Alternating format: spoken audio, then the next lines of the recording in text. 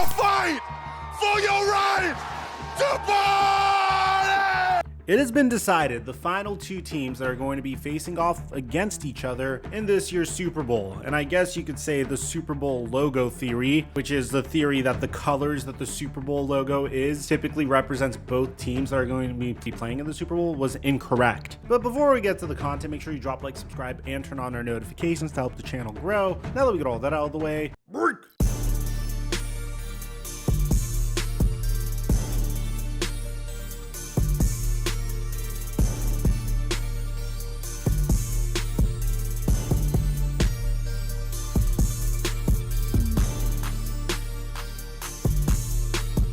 We made $1,100 off of a $20 entry on Prize Picks. And it wasn't just me, it was everyone that followed these picks on my Instagram story. And the best feeling is the amount of people that made money as a result of this. I mean, bam, bam, bam, bam! My DMs were flooded, so the best part for me was seeing you guys make money as well. But we're not done yet. If you haven't signed up for Prize Picks, use my promo code Mikerophone to double your deposit up until $100 on Prize Picks. And I give away my picks on a daily basis for free on my Instagram story and now my Snapchat story. We're having so much fun doing this. I'm so happy that I made you guys some money. And thank you, Prize Picks, for the sponsor. Mic check 1 2 1 2. What's going on, everybody? All season long, I've been saying one thing consistently, and that's the fact that the Kansas City Chiefs of this year don't look anything like the Kansas City Chiefs of old. This was a consistent theme since the beginning of the season, where you saw in the very first game, in the season opener for the Kansas City Chiefs when they faced off against the Detroit Lions, Kadarius Toney was dropping so many passes to the point where he even had one deflected off of his hands, the hands of Brian Branch, which was returned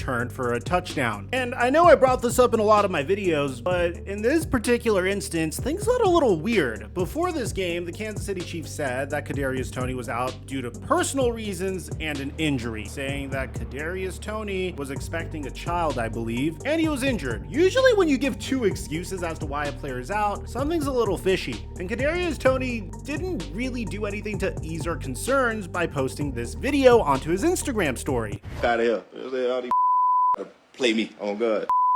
I just don't gotta get on this be on no go clear no cause I'm ready. Give a I don't y'all. Have y'all really do something. Man, I do something here. Hey, I ain't get on that on God. But hey, look, y'all reading all this cap ass.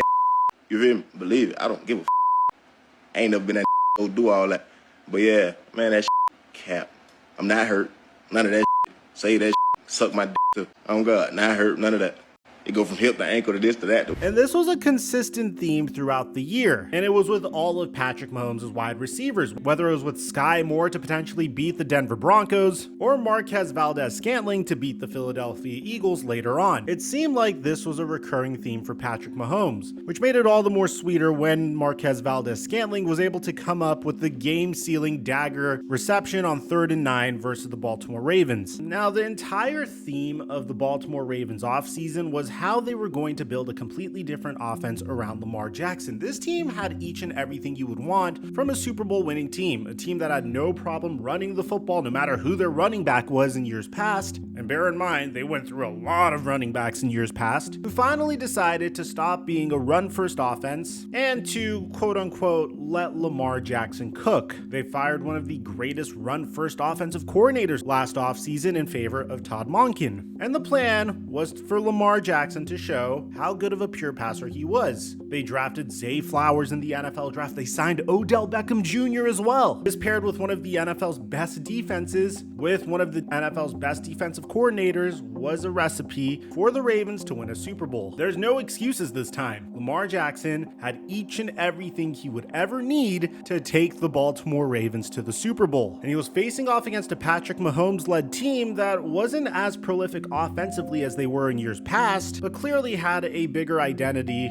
from boasting one of the NFL's best defenses. And all the Ravens were able to really do was put up one touchdown against this team. And I know what some Ravens fans are going to say. There were some controversial refereeing calls here, and there's some that were more prominent than the others. For example, during the end of the game, on a meme-worthy pass from Lamar Jackson to Isaiah Likely in triple coverage where it was intercepted, you could clearly see here that Isaiah Likely was pushed in the back and this should have been defensive pass interference, but it wasn't called. What about on this play play where Odell Beckham Jr. was clearly messed with and clearly looks like a defensive pass interference as he was held. There's Isaiah Likely once again on this play where he was held as he was trying to spin around into space. And this, I have to admit, was just brilliant by L'Jarius Sneed. Holding on to Zay Flowers' ankle, Zay Flowers ended up pushing him off and then taunting him, which resulted in a taunting penalty. Which, to be honest, I think that was more of a veteran move by L'Jarius Sneed, baiting Zay Flowers into that penalty. And the insult to injury on this is Zay Flowers had an insane game, but unfortunately, he's going to probably be most remembered for this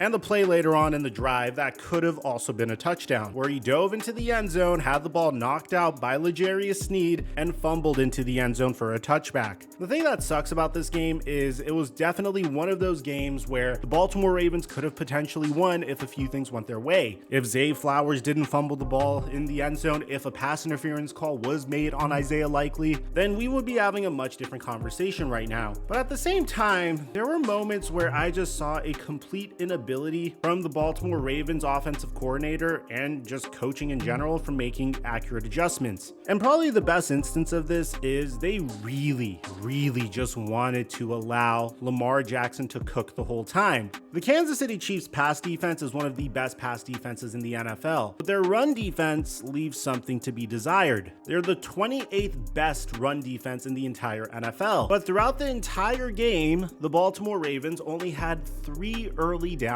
running back runs. In these 3 runs, they gained 17 yards. They did this against the NFL's 28th run defense. So it's a lot of frustrating elements all around. And I know it's a pass first offense, but in this case, man, if you clearly have a formula that's working, I mean, you establish the run, that helps out your defense. You open up the play action a little bit more. You make things easier on Lamar Jackson so he doesn't have to force those balls into triple coverage. And it really sucks because I know I was trolling a decent amount on Twitter, which is where I usually do my to be honest. I'd make my real takes here. But at the end of the day, man, Lamar Jackson lost a fumble, threw an interception in the end zone, had multiple opportunities to try to tie the game, and he just couldn't get it done. You can't blame the pieces around Lamar Jackson anymore, because last year he was in a run-first offense and it didn't work. This year, he was in a pass-first offense and it didn't work. He had remarkable weapons around him and he still wasn't able to get it done. The worst part is Lamar Jackson's contract extension hasn't kicked in yet. So this Baltimore Ravens team is about to get way worse. The cap hit marginally increases to $43.6 million from $32 million next year. And then the year after it's $74.6 million and the year after that is $74.6 million. So we'll see what the Ravens do to try to improve this team.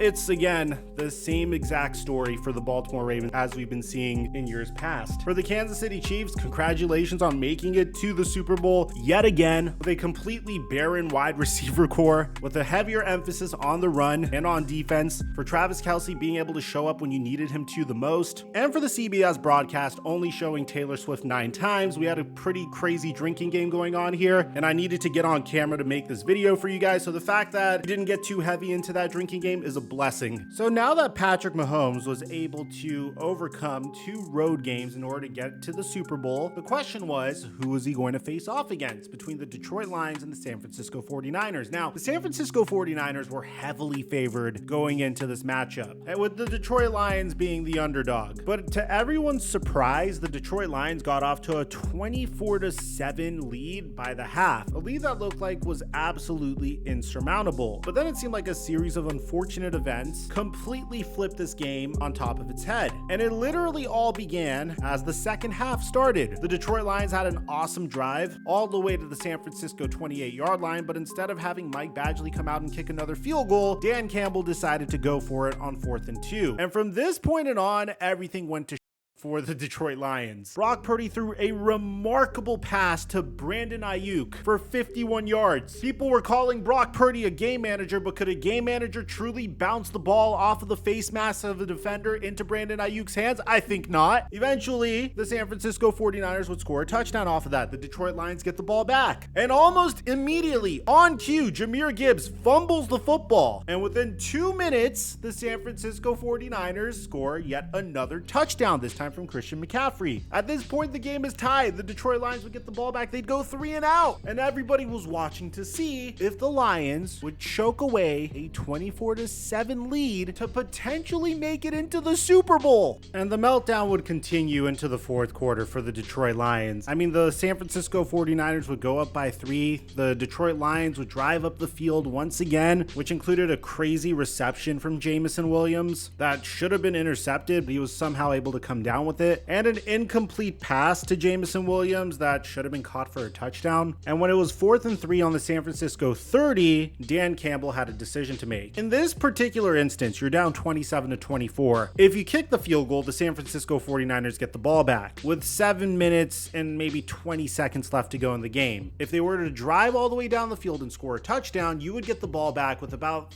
4, maybe 3 minutes left to go in the ball game to potentially go up one more time. But in this case, Dan Campbell decided to go for it once again. And in this particular case, once again, in a situation that I felt like was unnecessary to be aggressive, he wasn't able to get it. And I understand what the analytics say. I understand in that particular instance, you should always go for it on 4th and 3, or maybe that's just the mantra and the entire identity of the Detroit Lions in that particular instance. And even in the instance before, when they were up against the San Francisco 49ers earlier on in the game, that's 6 points that you left on the board that you really didn't need to give up. And even in the case of situational football, a converted field goal would be a very ideal situation for the Detroit Lions. So I don't really understand what the strategy was there either. And I don't want to hate on Dan Campbell too much, because the Detroit Lions wouldn't be in this situation if it weren't for Dan Campbell. They would not be in the NFC Championship. And if you told any Lions fan 3 years ago that you would be here to begin with following the season,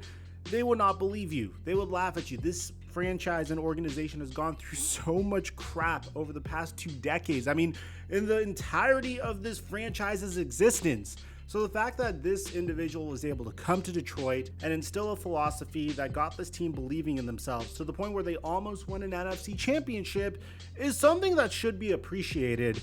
However, if there was one bit of criticism that I would give to Dan Campbell, it's that you should be situationally aggressive. There's nothing wrong with kicking a field goal and taking your points when you're up 20 plus points in the NFC Championship against a team that has proven time and time again that they're more than capable of making comebacks like they have against the Green Bay Packers. And I feel like if he does learn this lesson, then the Detroit Lions are going to be okay. At the end of the day, this is an organization that has done an excellent job constructing its roster. They nailed their head coaching hire. Jared Goff is a more than capable quarterback for this roster. If Jameson Williams came down with some receptions, we might be having a completely different conversation right now. But until then, the Detroit Lions are going to have to be living with the fact that they choked on national television at the worst possible time to choke on national TV. Let me know in the comment section down below how you guys feel about all this, man. If you're a Lions fan, I'm so sorry that this happened to you. We were all rooting for you. Aside from that, I'm your boy Mike, and I'm dropping our mic until our next upload.